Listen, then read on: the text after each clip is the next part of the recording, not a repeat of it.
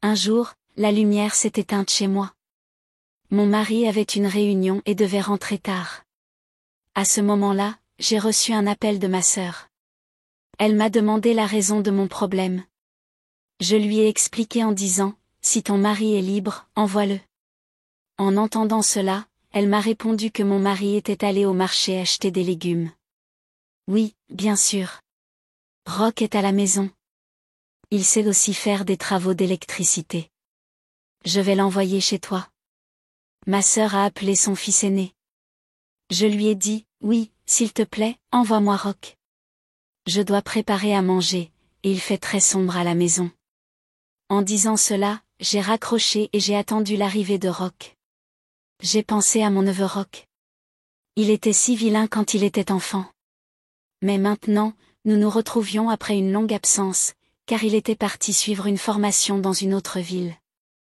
C'est pourquoi, lorsque j'allais chez ma sœur, Roch n'était pas là, tandis que ses jeunes frères et sœurs me prenaient dans leurs bras. Je souriais en pensant à cela quand la sonnette a retenti à la porte. J'ai ouvert la porte, et un beau jeune homme, grand et large, se tenait devant moi. Dis donc, Roch, tu as bien grandi.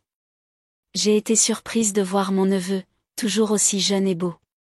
Roch m'a immédiatement serré dans ses bras, et je me suis jetée à mon tour dans les siens. Mais j'ai ressenti quelque chose d'étrange à ce moment-là. Alors, je me suis immédiatement éloignée de lui. Dis donc, tu es timide après avoir entendu ces compliments, a dit Roch en riant. C'est quoi ce genre de compliment? Il n'y a que 3 ans d'écart entre ta mère et moi.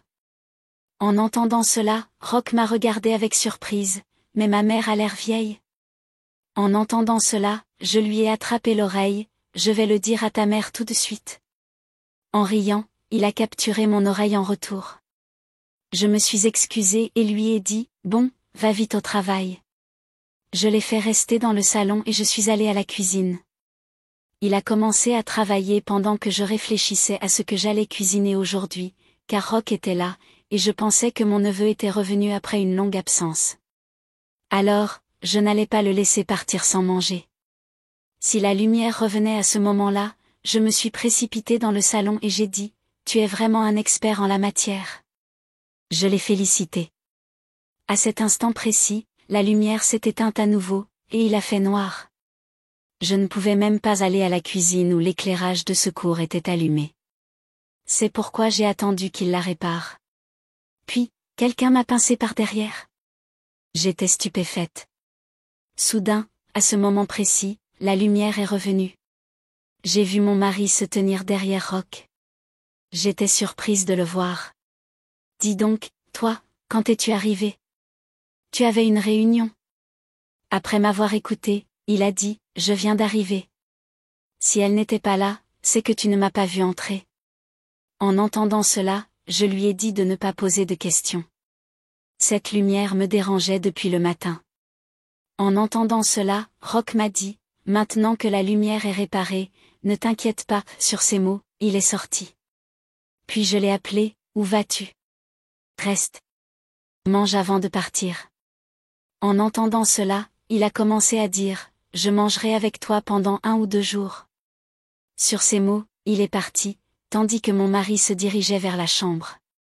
J'étais confuse et inquiète, me demandant qui m'avait pincé, Roch ou mon mari. 2 jours plus tard, Roch était chez moi. Il m'avait apporté des vêtements que j'avais donnés à un tailleur. Je ne pouvais pas les récupérer moi-même. Les vêtements de ma sœur étaient également cousus par le même tailleur. C'est pourquoi, lorsque Roch est allé chercher les vêtements de sa mère, il m'a aussi apporté les miens. Je l'ai remercié. Puis il a dit, après le repas, je viendrai aujourd'hui. J'ai dit, pourquoi 9 merci? En entendant cela, je suis immédiatement allée à la cuisine et j'ai rapidement préparé son plat préféré. Quand je suis sortie, il était allongé sur mon lit. En me voyant, il a dit, on grossit à cet âge et on est intelligent. En entendant cela, j'ai compris qu'il parlait certainement de sa mère, car elle grossissait beaucoup. Je lui ai caressé la tête, et il m'a pris la main. Ses frères et sœurs faisaient pareil, mais Roch me regardait d'un air étrange. Je l'ai ignoré. Je pensais qu'il grandissait et que c'était pour ça que son amour pour moi semblait différent. Je me suis mise devant le miroir et j'ai commencé à me coiffer. J'avais préparé à manger, alors je me suis dit que je devais me préparer tout de suite. Puis Rock est arrivé derrière moi et m'a dit, « Je ne t'ai jamais vu porter de sari. Montre-moi ce nouveau sari. » En entendant cela, je l'ai fusillé du regard. « J'ai souvent porté un sari chez toi. Tu te souviens quand j'étais jeune mariée? J'ai porté ce nouveau vêtement à une fête. Je dois aller à cette fête que le patron de mon mari m'a offerte. » Rock a fait une grimace et a dit, « J'étais petit, c'est pour ça que je n'ai pas regardé attentivement. Porte-le et montre-le-moi. Juste pour moi. » En entendant cela, je lui ai répondu, « Ça ne veut pas dire que tu es grand maintenant. Pour moi, tu n'es qu'un enfant. » Mais Rock a insisté, et j'ai dû porter ce sari. Quand nous sommes venus manger, Rock n'arrêtait pas de me regarder, et je l'ai ignoré et j'ai continué à manger. Après cela, Rock a commencé à venir chez nous tous les jours. Il connaissait l'heure d'arrivée et de départ de mon mari. C'est pourquoi il ne venait que lorsque mon mari n'était pas à la maison. Je n'aimais pas ça. Mais que pouvais-je lui dire? Il était de ma famille. Mais chaque fois qu'il entrait à la maison, je devenais alerte. Un jour, quand Rock est rentré, je me suis disputée avec mon domestique. Ce domestique n'était pas mon mari. Je l'avais embauché, et nous le faisions travailler à l'extérieur. Nous lui payions un bon salaire, mais maintenant, il commençait à piquer des colères tous les jours. Parfois, il disait qu'il avait besoin d'un congé pour aller au village. Parfois, il disait qu'il fallait augmenter son salaire. Mais il mourait d'envie en travaillant. Avant, je faisais tout le ménage moi-même. C'est pourquoi je n'avais gardé que ce domestique, mais ses colères ne cessaient pas. Mon mari avait lui aussi doublé son salaire à plusieurs reprises. Mais aujourd'hui encore, il m'a dit que l'inflation avait fortement augmenté. « S'il te plaît, augmente mon salaire. » En entendant cela, je me suis mise en colère et je lui ai dit, « J'en ai assez de tes exigences quotidiennes. C'est pourquoi tu devrais quitter ce travail. » En entendant cela, il s'est mis à me supplier. Juste à ce moment-là, Rock est arrivé, et entendant cela, il a battu le domestique. « Rock, n'interviens pas. C'est une affaire de maison. » J'ai essayé de l'arrêter, mais il a chassé le domestique et m'a dit, « Il est inutile d'avoir un serviteur aussi mauvais. Appelle-moi plutôt, je ferai tout ton travail. » En entendant cela de la bouche de Rock, je lui ai servi un verre d'eau. Les enfants d'aujourd'hui se mettent très vite en colère. J'aurais pu parler au domestique moi-même, mais il m'a quitté et maintenant, tu es prêt à devenir serviteur pour moi. Rock, laisse tomber. Si j'en parle à mon mari, il m'embauchera un nouveau serviteur. Concentre-toi sur tes études. Ta mère attend beaucoup de toi. En entendant cela, Rock a dit, je viens de terminer un cours. En attendant les résultats, je suis entièrement libre. En attendant, je suis prêt à devenir ton serviteur, et ça gratuitement. En disant cela, il s'est mis à rire. Mais tu ne devrais pas dire ça à maman. J'ai été choquée d'entendre ça de la bouche de Rock. Pourquoi? Parce qu'elle est mère.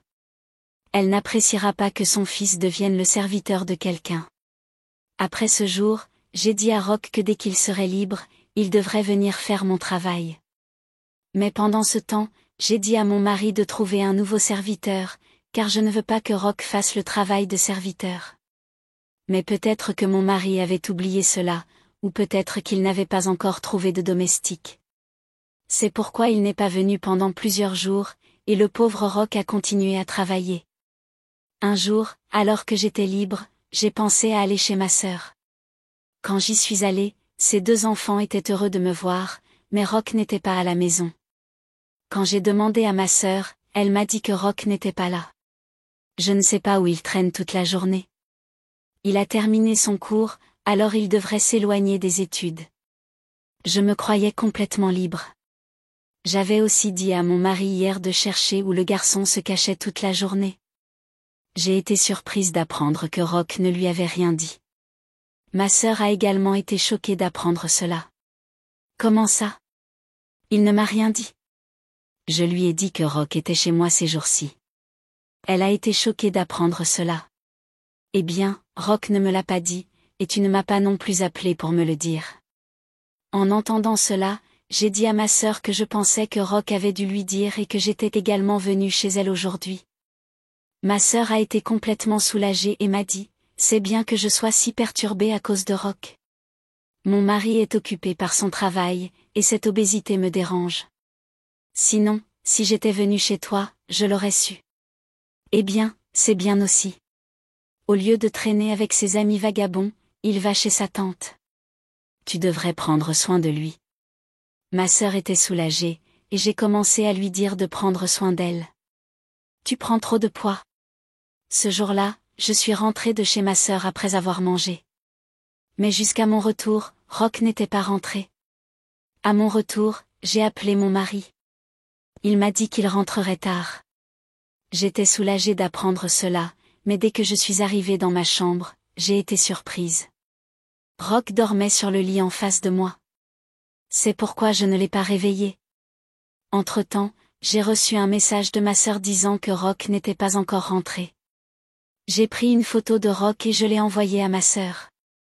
Voyant cela, ma sœur a commencé à me demander, qu'est-ce qui arrive à Roch ces jours-ci? Il ne vient pas souvent chez toi. En entendant cela, je lui ai dit que Roch grandissait maintenant et que c'était pourquoi il voulait du changement. Ne t'inquiète pas, je m'en occupe. En entendant cela, ma sœur est devenue insouciante, mais j'étais inquiète de savoir quelle réponse je lui donnerais quand mon mari viendrait. En pensant à cela, j'ai commencé à m'inquiéter.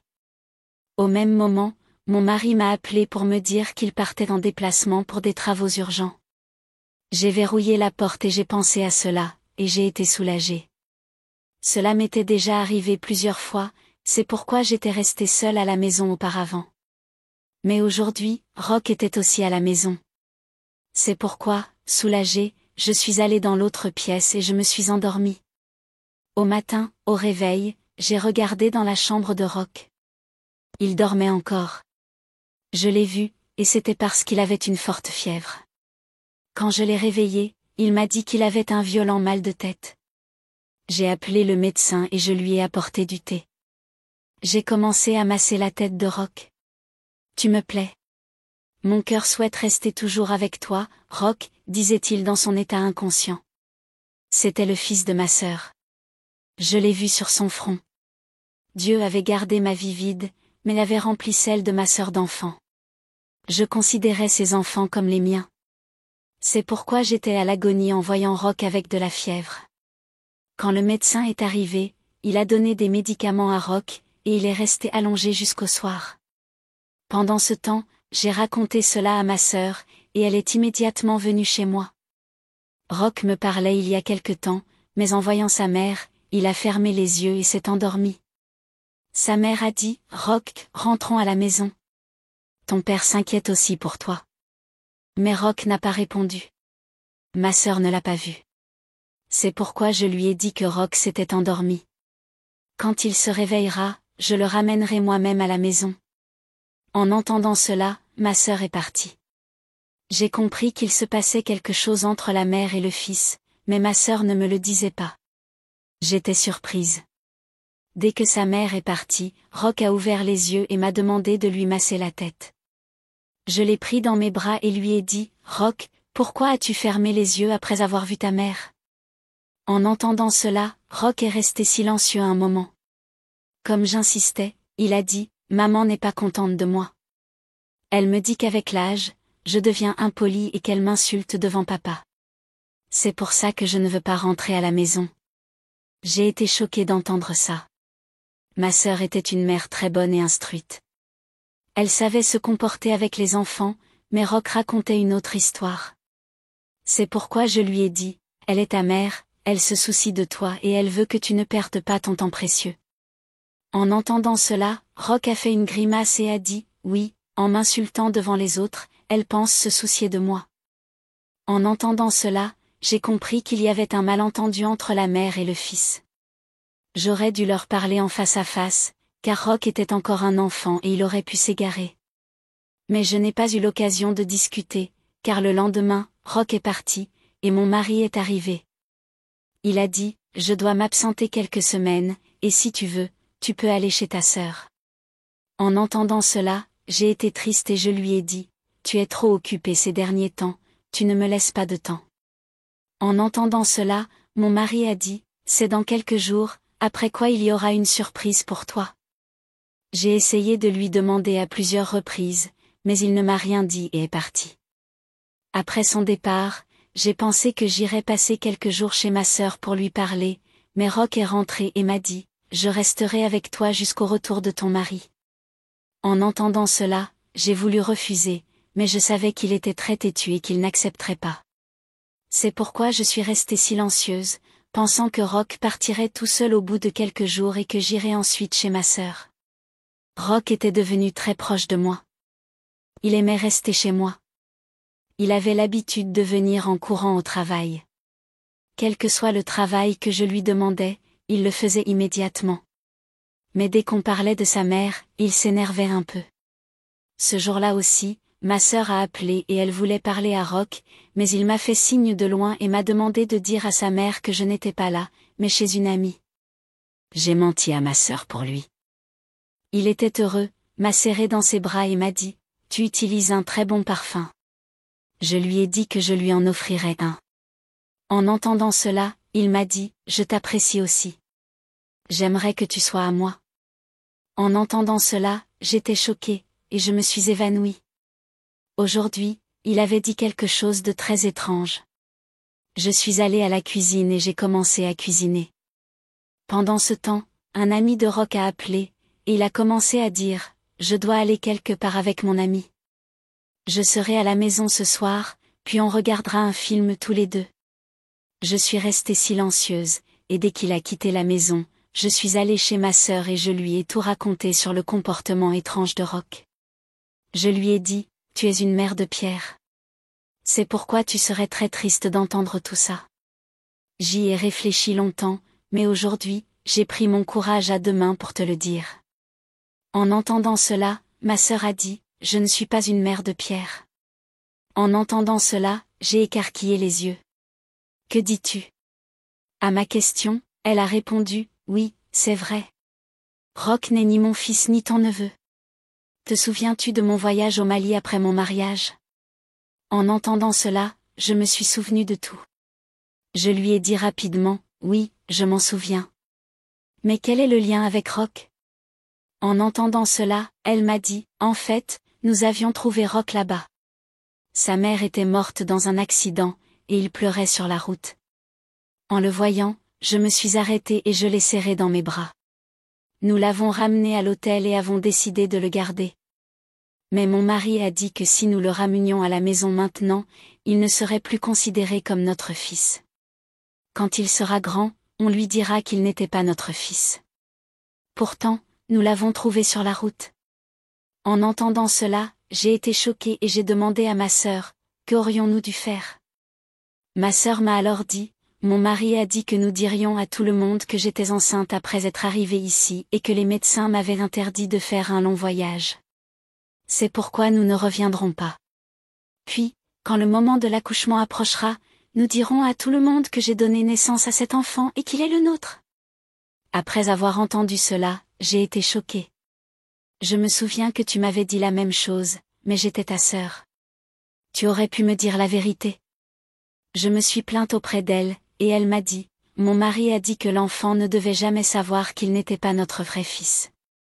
C'est pourquoi notre relation devait rester entre nous. En entendant cela, j'ai compris que ma sœur ne me l'avait pas dit par peur de son mari. Roch n'était pas mon vrai neveu. C'est pourquoi il me disait de telles choses. Je n'aimais pas ça. Je suis restée chez ma sœur jusqu'au retour de mon mari, et Roch est resté en colère contre moi. Mais c'était mieux pour lui. Quand mon mari est revenu, il m'a dit que nous quittions ce pays pour l'Angleterre. En entendant cela, je suis venue en Angleterre, et Roch m'a quittée pour toujours.